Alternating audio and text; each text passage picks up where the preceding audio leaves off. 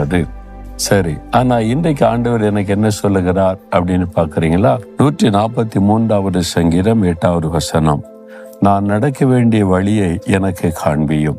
ஒரு அழகான ஜெபம். தாவீது ஆண்டவரை நோக்கி ஜெபித்த ஒரு அழகான ஜெபம். ஆண்டவரே, நான் நடக்க வேண்டிய வழியை எனக்கு காண்பியும் என்பதாக. நம்முடைய வாழ்க்கையில பலவிதமான ஜெபம் பண்றோமே, நான் நடக்க வேண்டிய வழி எனக்கு காட்டும்னு சொல்லி நம்ம ஜெபிக்கணும். இந்த ஜெபம் எனக்கு ரொம்ப பிரியமான ஜெபம்.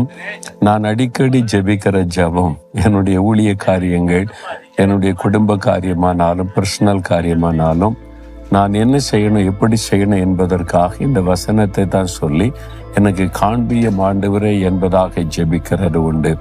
தாவீதுக்கு தேவன் அதையெல்லாம் காண்பித்தார். நீ வேத புஸ்தகத்துல 2 சாமுவேல் 2ஆம் அதிகாரம் 1ஆம் வசனம் வாசிக்கும் பொழுது, சவுல் ராஜா மரணம் அடைந்த பிறகு தாவீது ஆண்டவரிடத்திலே போய் ஒரு காரியம் கேட்கிறார். ஆண்டவரே, யூதா தேசத்தில் உள்ள ஒரு பட்டணத்துக்கு நான் போய் குடியிருக்கலாமா அப்படின்னு. நீ போ என்று ஆண்டவர் சொல்லுகிறார்.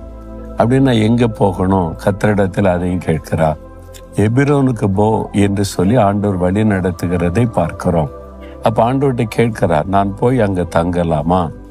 நம்ம இன்றைக்கு ஆண்டவரிடத்தில் அப்படிலாம் கேட்கறது இல்லை. ஆண்டவர், நான் பிசினஸ் பண்ண போறேன், ஆசீர்வதிங்க. நான் வீடு கட்ட போறேன், என்ன ஆசீர்வதிங்க. நான் இந்த கட்டிடத்தை கட்ட என்ன ஆசீர்வதிங்க. அப்படிதான் கேட்போம். இதை வாங்கலாமா, கட்டலாமா, இதை செய்யலாமா என்று அநேகர் ஜெபிப்பது இல்லை. ஆனால் தாவீது அழகாக இந்த ஜெபத்தை ஏறெடுக்கிறதே நம்ம பார்க்கிறோம். நான் அங்கே போகலாமா ஆண்டவரே? அப்படின்னா எங்க போகணும்? ஆண்டவர் அழகாக இந்த பட்டணத்துக்கு போய் என்பதாய் சொல்லுகிறார். இந்த பட்டணத்துல தான் தாவீது முதலாவது ராஜாவாக்கப்படுகிறார். அவர் 30 வயசுல ராஜாவாகி கிட்டத்தட்ட 7 வருஷம் இந்த எபிரோனியத்துல ஒரு தலைநகராக வைத்து ஆட்சி செய்தார். எபிரோன்ல இருந்து கொண்டு யூதா தேசத்துக்கு தான் முதல்ல ராஜாவாக்கப்படுகிறார்.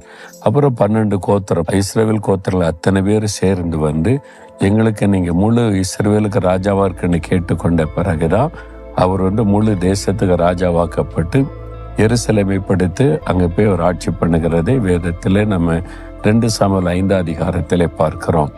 ஏனென்றால் தேவனால வழி நடத்தப்பட்டு ஒவ்வொரு காரியத்தை செய்ததுனால தாவீதின் காரியம் எல்லாமே வெற்றியாயிருந்தாரு. அப்ப அழகான ஒரு ஜெபம் எனக்கு காண்பியும்.